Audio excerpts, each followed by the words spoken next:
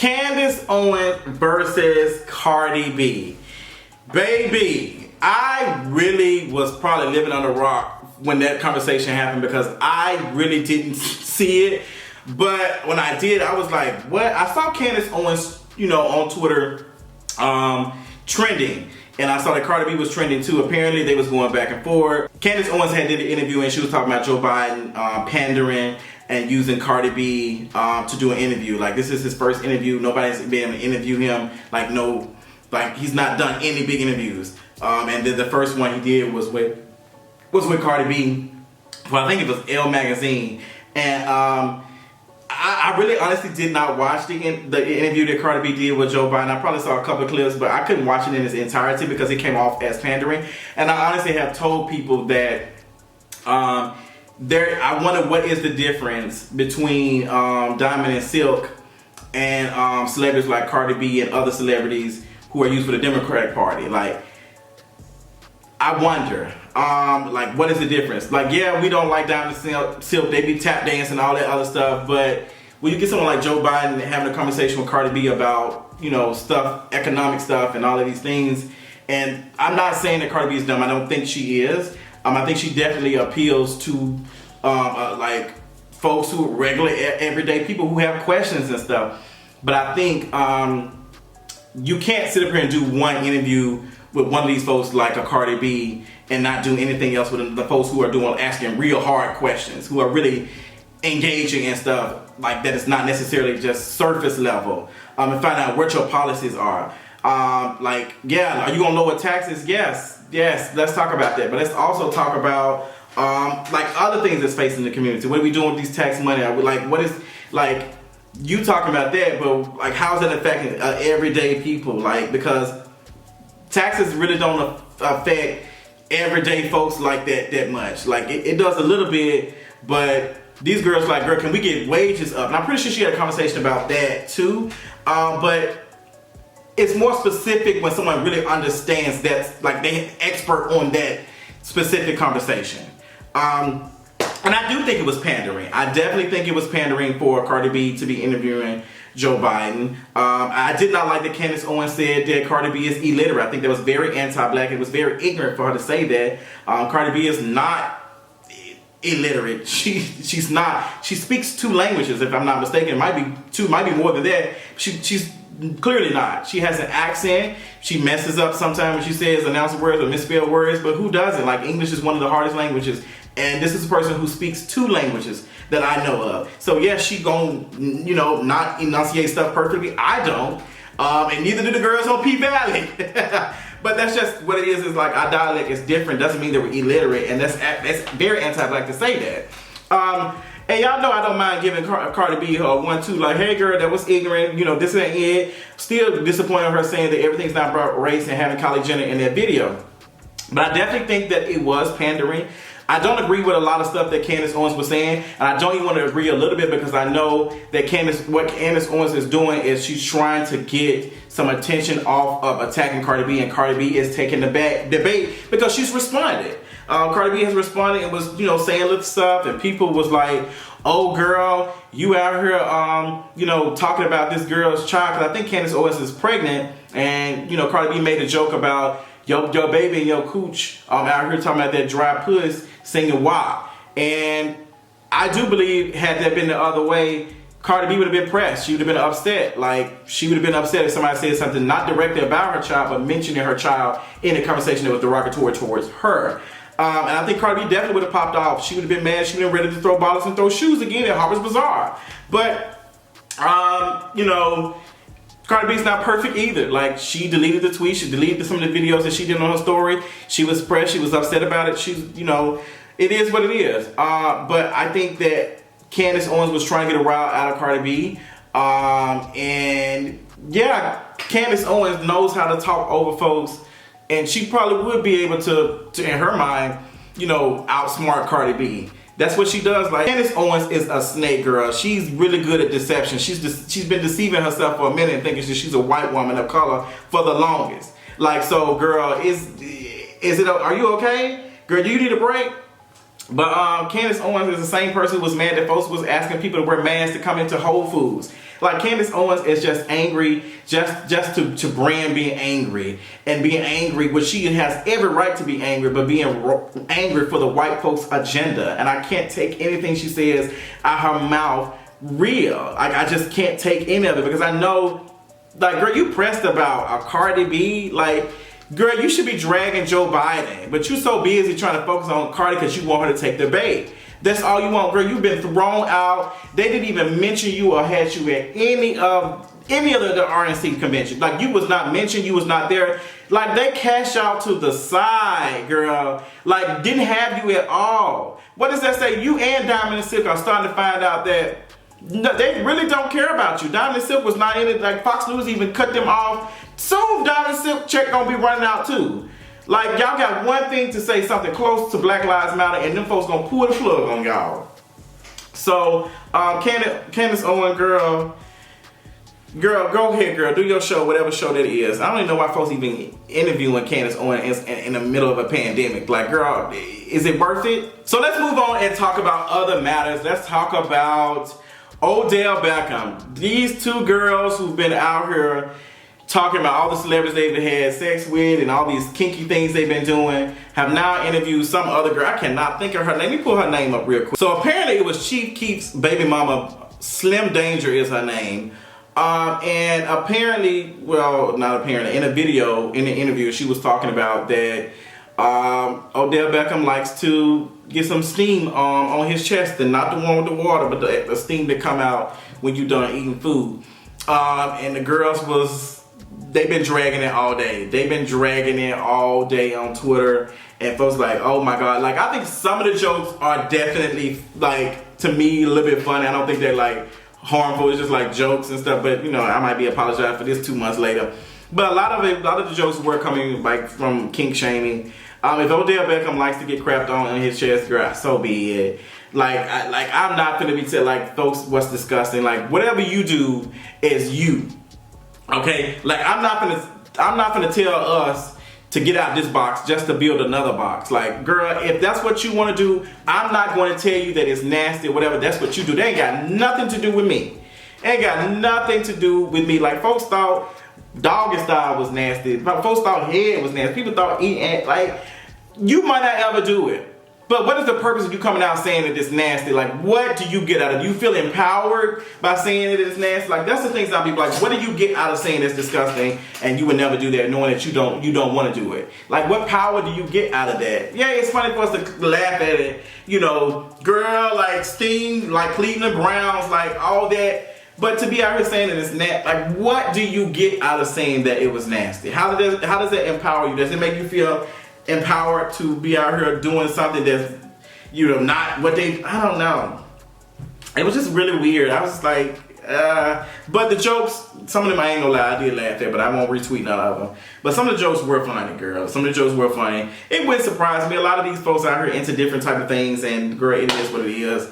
But my thing is, I really don't even care, to be honest, because y'all ain't dating no black women. Y'all ain't out here dating no black women. Y'all out here dating these non-black women, and then they be out here in podcasts spilling y'all tea. So y'all be out here dragging black women for out here want all y'all money, want all these things, being gold diggers, all these things, and then these white women or these white women of color out here doing whole interviews talking about some stuff that y'all like to do in private. Y'all should be embarrassed about that. That a white woman, a non-black woman is out here exposing y'all. Out here exposing y'all, girl. Like, what? If anything, black folks gonna say, girl, if you don't keep that shit to yourself and get that bag and mind your business that pays you, like, why are you doing that, girl? That clout ain't worth it. But these white women ain't got nothing to lose. These non-black women ain't got nothing to lose. And they gonna continue to make jokes and say all type of ignorant stuff. And y'all gonna continue to invite them to the after parties and all that. So that's on y'all. That's on y'all. Like, I want to feel bad for them, but I'm just like, girl, y'all be getting caught up in this mess. And then y'all be wanting us to save y'all. Like, girl, ask them non-black women to come save y'all. But, girl, mess. Let's move on to some other white nonsense and non-black mess. Girl, Nicki Minaj, you should be embarrassed too. So, Nicki Minaj, girl, why is 6ix9ine out here doing whole interviews saying that you had nothing to do with that song going #1? You had nothing to do with Trollz going #1. Instead of saying, like, 6ix9ine was steady, I love Nicki, that's my sister, I love her, da-da-da-da. But she ain't had nothing to do with that. Lil Durk, the deluxe went number 2 on 200, not the 100, the 200. The deluxe went number 2. No, I thought you was talking about. No. I'm not talking about the Drake record. I know you're gonna say the Drake record. You're gonna say he got Drake on it. Okay. But let me ask you this: since you said you were bringing that up, he also said, but you had Nicki to help you catapult. Okay, so Carl, let me ask you something. And Nicki's my sister. I love that girl to death. When has Nicki ever had a number 1 till this date? Say so. No. You talking about solo? You talking about solo? No. Carl. I love Nicki. That's my sister. I love her to death. Mm-hmm. Give me a Nicki single that's been number 1, her record. Solo that went number 1. Nicki does not have one. All right. So let's not shy off, right? Mm-hmm. That's my record. You are a damn fool if you believe that Nicki Minaj did not help you get that number 1. She most definitely helped you get that number 1. Like, yeah, it was you too, but it was definitely Nicki Minaj too. So, Nicki, you didn't have to feel to do this whole song with this whole abuser. This person has been accused of rape and all these things, and then he get over here like, you do this for the clout.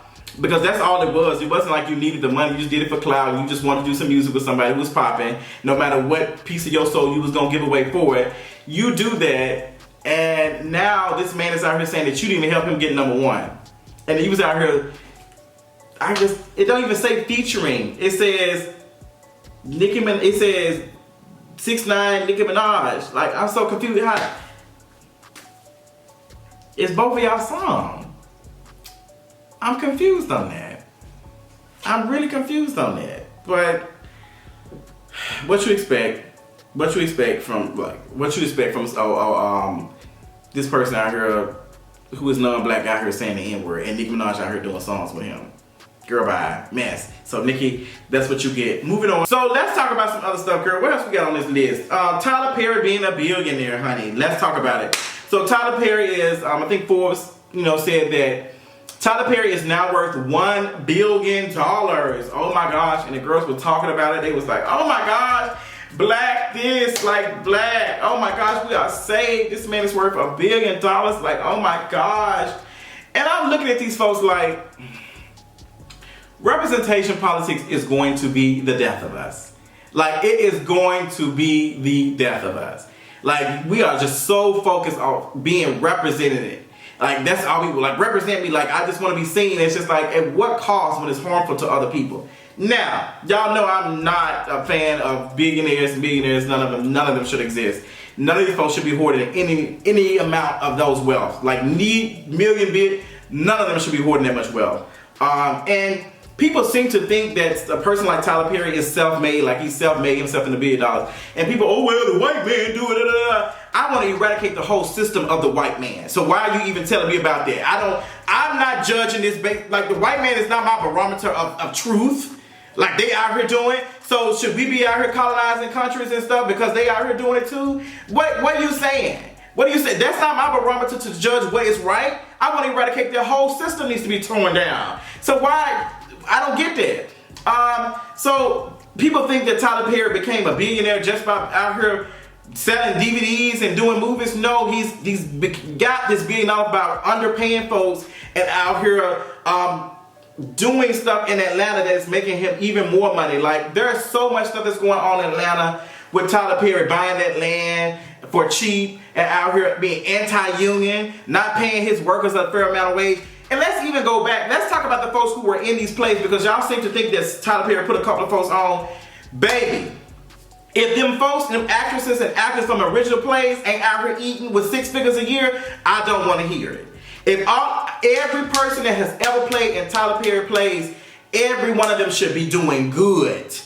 And if every one of them were doing good, if every one of them were getting paid, and every one of them were getting money and didn't have to worry about eating, I guarantee you Tyler Perry would not be no billionaire. I guarantee you would be no billionaire. I guarantee you. Because that's how it works. I underpay you, I charge the labor that you've done and sell it even more for a profit, and I hoard the wealth. That's just how it works. So no, I'm not celebrating a billionaire, or white billionaire, or black billionaire. It's a billionaire. Like, I don't see color when we talking about that. I'm not seeing it. He needs to be redistributing that wealth across Atlanta. He needs, and I ain't talking about opening up no homeless shelters and all that. I'm talking about buying houses and stuff for folks, housing people, not a housing center. Providing housing for these folks. Y'all keep saying that. As a person who's been homeless for 3 months and probably even more than that in the past, I'm not interested in no more homeless shelters. Put these folks in permanent housing for the rest of their lives.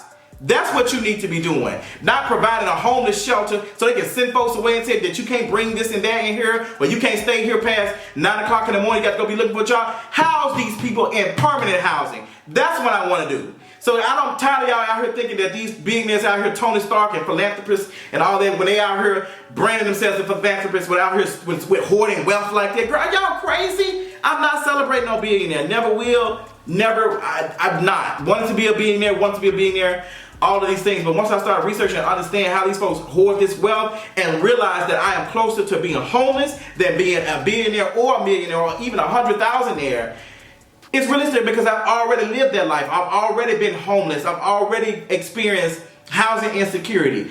Before, I've been closer to $1 million. And a lot of us are closer to that. So seeing one anomaly of Tyler Perry being a billionaire does not mean that 100 other black folks are going to be billionaires. It is impossible. It is impossible. You probably would die poor.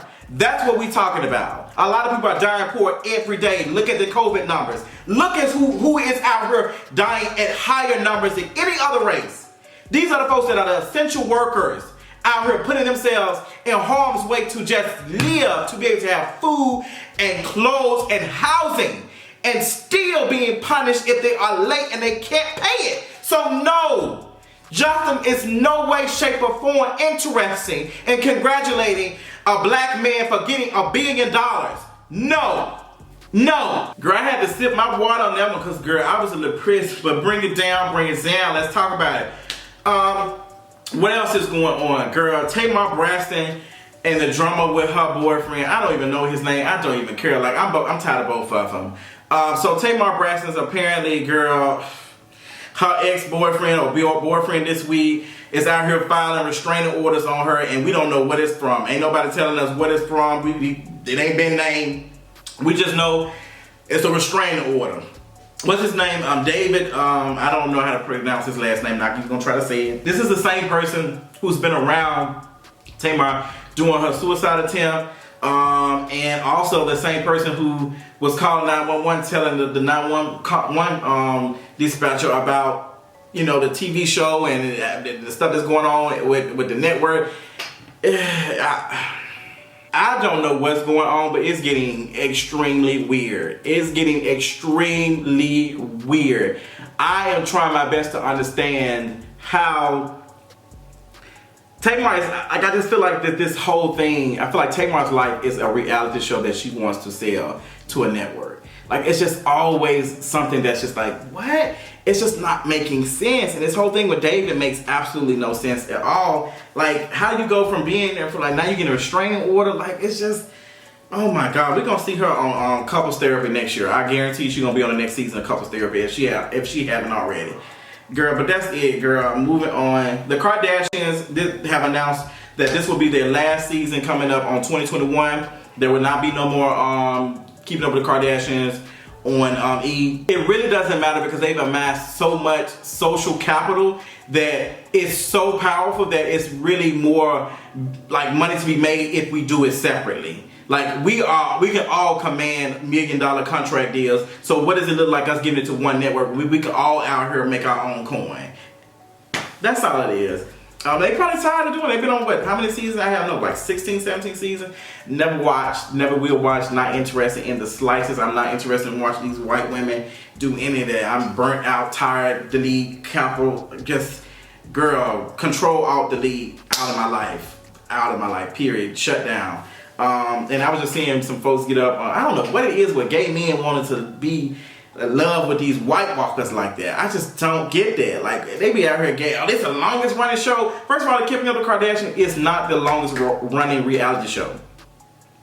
Big Brother have been on how many seasons, I'm not mistaken? The Amazing Race. Like their other shows have been on way longer than this show. So girl, but I know y'all be real quick to jump up on some white women and gas them up, so that's cute. Moving on to other stuff. Speaking of reality shows, Nene Leakes, girl, it's been rumored that she is not going to be on. It's been rumored, we already know that Nene is not coming back for the next season of Housewives of Atlanta. That's just what it is. I can go ahead and just say that without any official like reporting.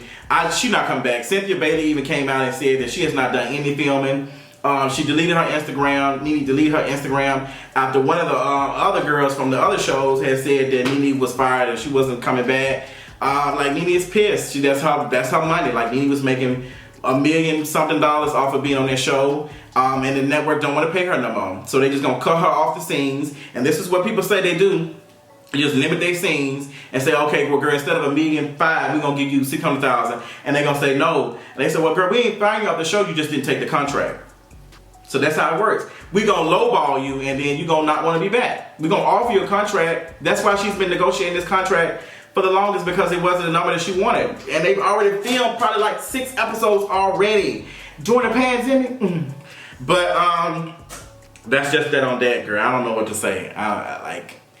Girl, she better open up another boutique or ask Candace if she got some sideline jobs to do or something. I don't know. I wanted to talk about Andrew Gillum.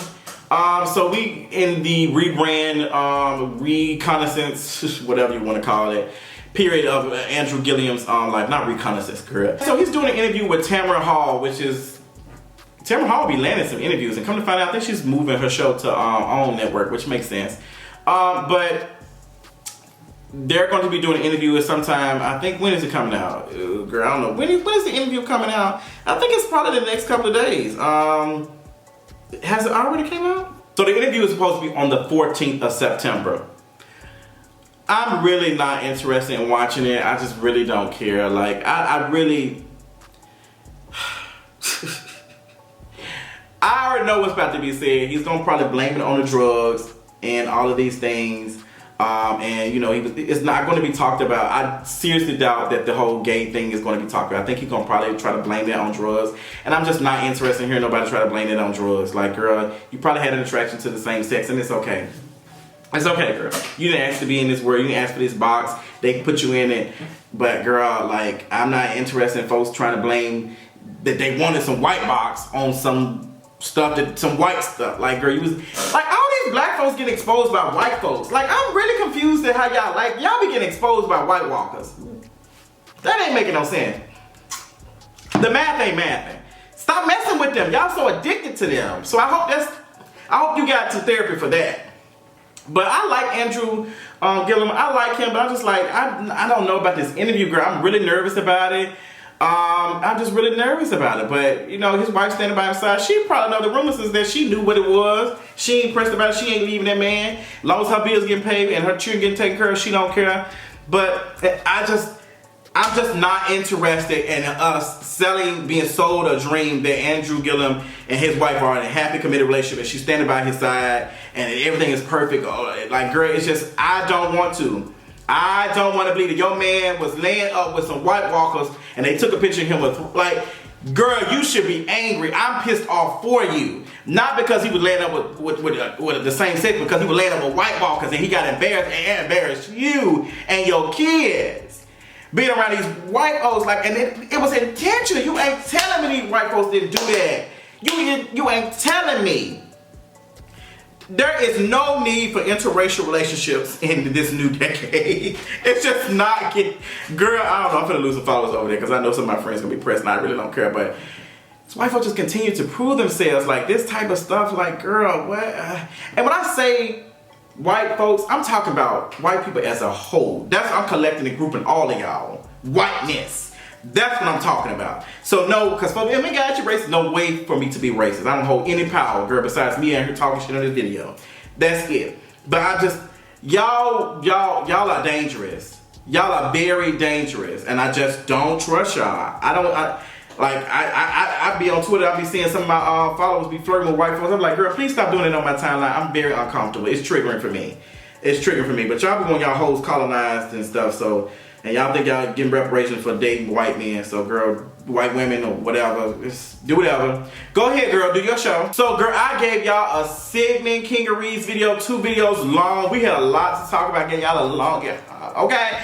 But girl, I hope y'all enjoyed the content today. I hope y'all are doing what y'all need to do. I got other videos I'm gonna put out for you. I love y'all so much. Y'all enjoy y'all wonderful afternoon, y'all evening, whatever time you watching this. Be safe, wash your hands, social distance, all those things. Until next time, I'll talk to you later. Bye.